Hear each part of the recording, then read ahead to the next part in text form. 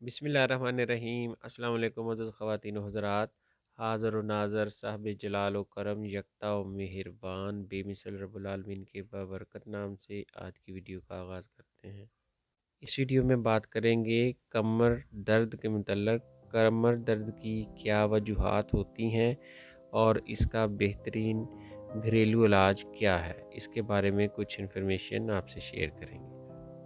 कमर का दर्द किसी भी उम्र में हो जाया करता है। इसकी बहुत सी वजूहात होती हैं, जैसे आम कमज़ोरी, सर्दी लग जाना, पट्टे या लिगामेंट्स का खिंचाव, वज़न उठाना, अचानक झटके या चोट का लगना, मोरे का कोई मसला हो सकता है।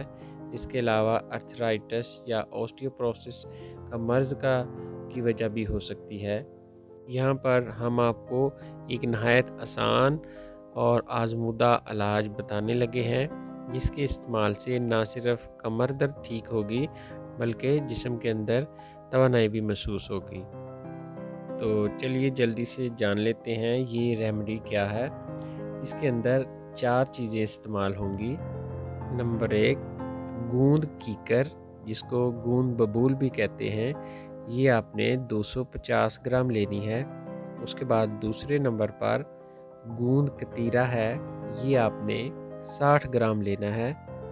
तीसरे नंबर पर सौंठ या खुश्क अदरक है, ये भी आपने 60 ग्राम ही लेनी है। चौथे नंबर पर जो चीज़ है ये बादाम है, दाम आपने 120 ग्राम लेने हैं। ये तो इसके अज्जा हो गए। अब इसको बनाने का तरीका और इस्तेमाल करने का तरीका जान लीजिए। इसको तैयार करने के लिए गूंद कीकर, गूंद कतीरा और सौंठ, इन तीनों को आपने कूट लेना है, मोटा मोटा सा कूट लेना है।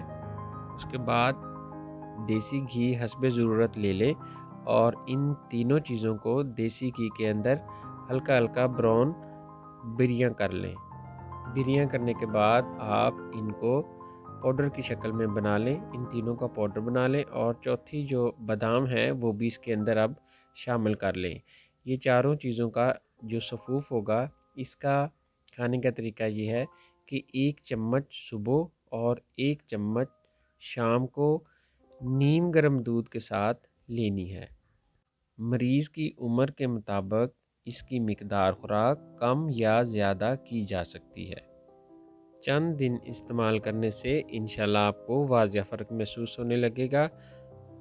ये थी जी इन्फॉर्मेशन कमर दर्द और उसके इलाज के मतलब। इंशाल्लाह मिलते हैं नेक्स्ट वीडियो में। दुआओं में याद रखिएगा। अस्सलाम वालेकुम वरहमतुल्लाहि वबरकातुहू।